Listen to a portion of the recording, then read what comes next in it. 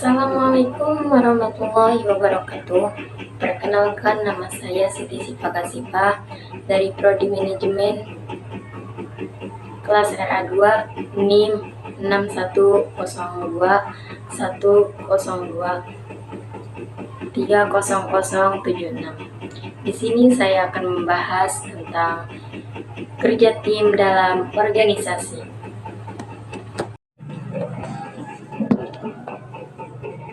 Definisi pengendalian. Pengendalian adalah pengukuran dan perbaikan terhadap pelaksanaan kerja bawahan agar rencana-rencana yang telah dibuat untuk mencapai tujuan-tujuan perusahaan dapat diselenggarakan. Pengendalian bertujuan supaya proses pelaksanaan dilakukan sesuai dengan ketentuan-ketentuan dari rencana.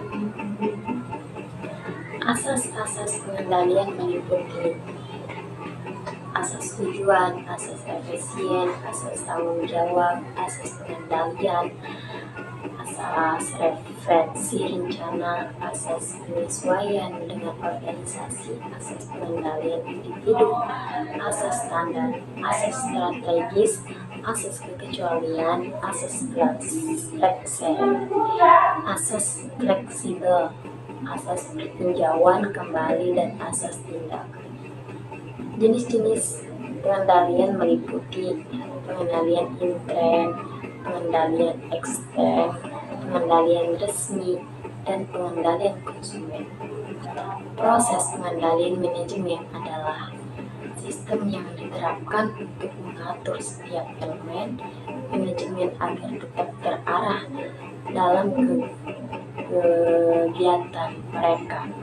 Sistem ini memiliki keragaman fungsi seperti mengurangi potensi konflik, mencapai target kegiatan tepat waktu, dan meningkatkan efisien dalam kegiatan kerja.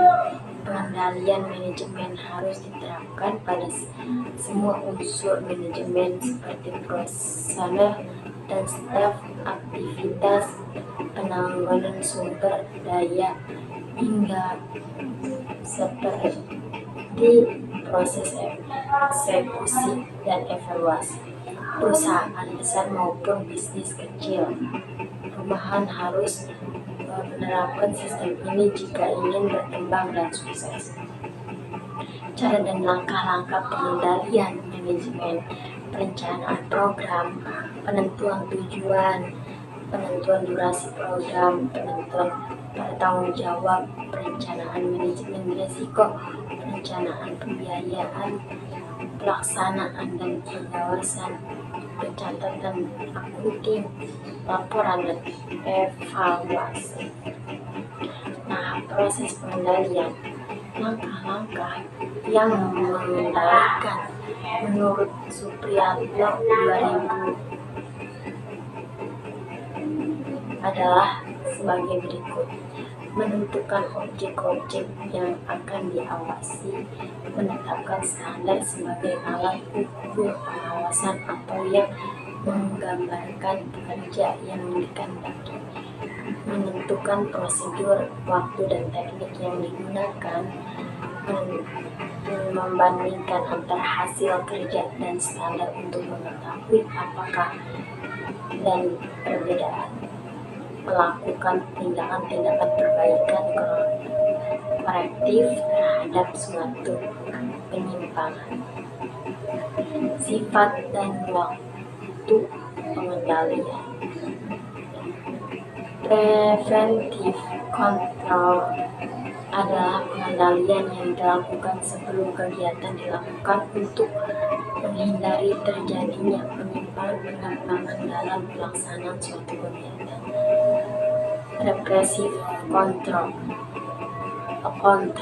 adalah pengendalian yang dilakukan setelah terjadinya kesalahan dalam pelaksanaan suatu kegiatan dengan maksud agar tidak mengulangi kesalahan.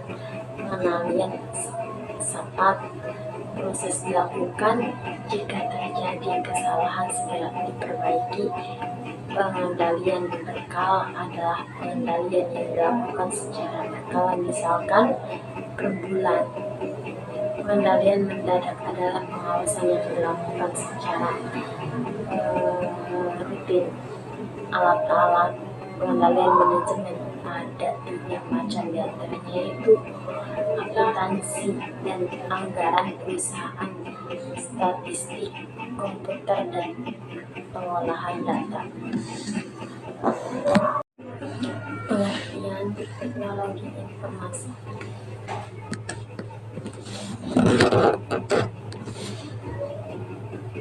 Teknologi informasi adalah istilah umum untuk teknologi apapun yang membantu manusia dalam membuat, mengubah, menyimpan, mengomunikasikan, dan atau menyebarkan informasi.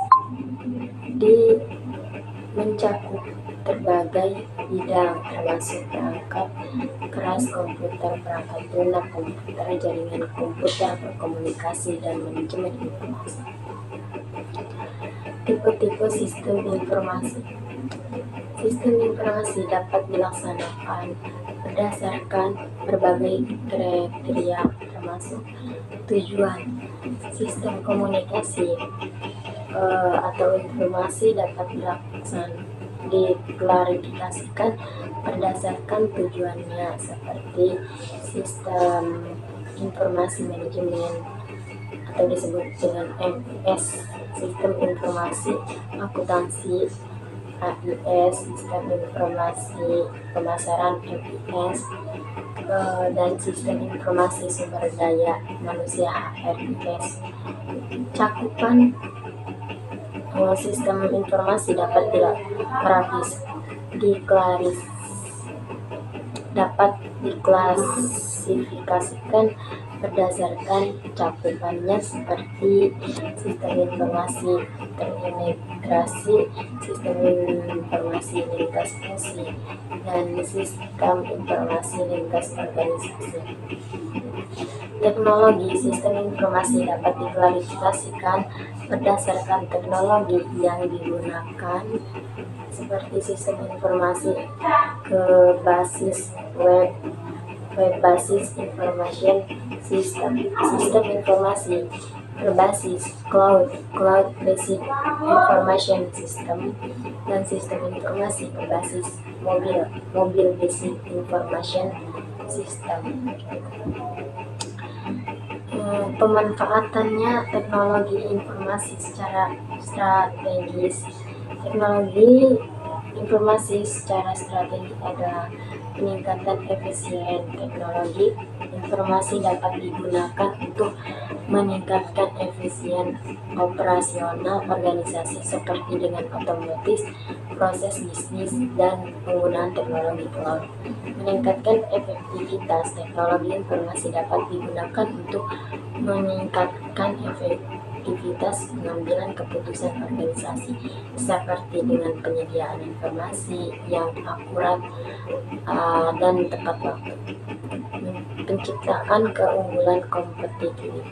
Teknologi informatif yang digunakan untuk menciptakan keunggulan kompetitivitas bagi organisasi, seperti dengan pengembangan produk dan layanan baru.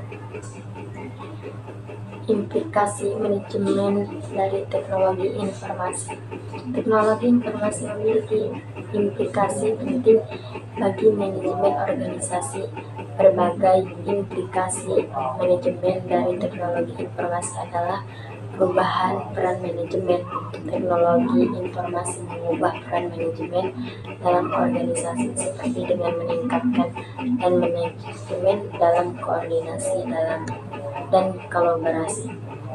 Perubahan struktur organisasi. Teknologi informasi dapat mengubah struktur perubahan budaya organisasi. Teknologi informasi dapat mengubah budaya organisasi, seperti dengan meningkatnya kepentingan komunikasi dan kolaborasi.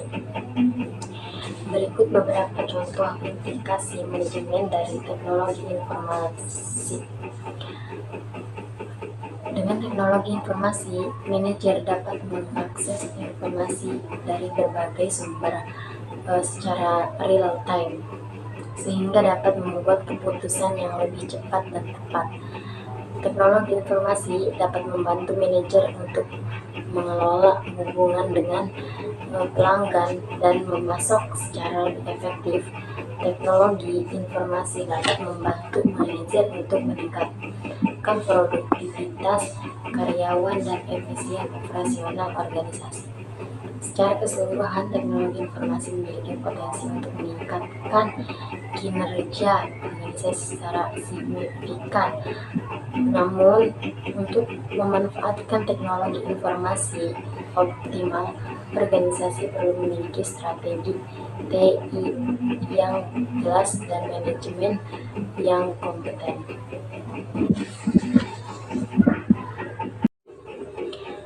Pembahasan materi kerja tim dalam organisasi. Tim kerja dalam organisasi adalah kelompok individu yang bekerja sama untuk mencapai tujuan yang sama. Tim kerja dapat terdiri dari anggota yang memiliki peran dan tanggung jawab yang berbeda, tetapi mereka saling berkolaborasi dan berinteraksi untuk mencapai hasil yang diinginkan. Jenis-jenis tim kerja. Ada tim fungsional, terdiri dari anggota yang memiliki keahlian dan pengetahuan yang sama dalam bidang tertentu, seperti tim pemasaran, tim keuangan, atau tim produksi. Tim lintas fungsi terdiri dari anggota yang berasal dari berbagai departemen atau fungsi yang berbeda dalam organisasi.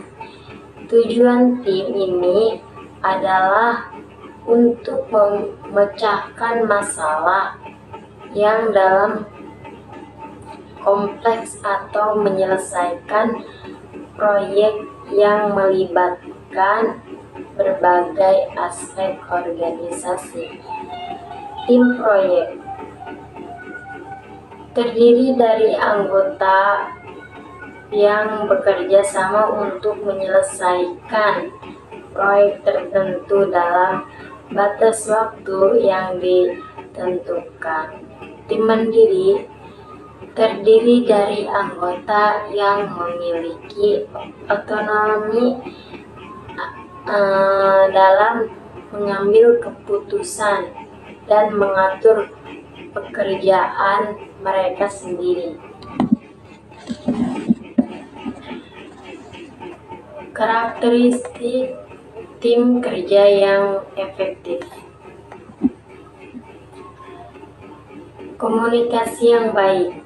Anggota tim harus dapat berkomunikasi secara terbuka dan jelas, saling mendengarkan dan berbagai informasi dengan efektif.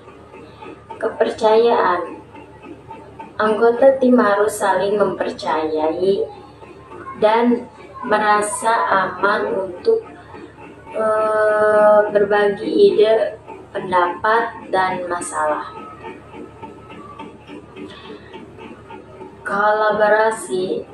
Anggota tim harus mampu bekerja sama, saling mendukung, dan memanfaatkan individu untuk mencapai tujuan bersama. Pembagian tugas yang jelas. Nah, setiap anggota tim harus memiliki peran dan bertanggung jawab yang jelas agar tidak terjadi tumpang tindih atau kebingungan. Pembagian tugas yang jelas.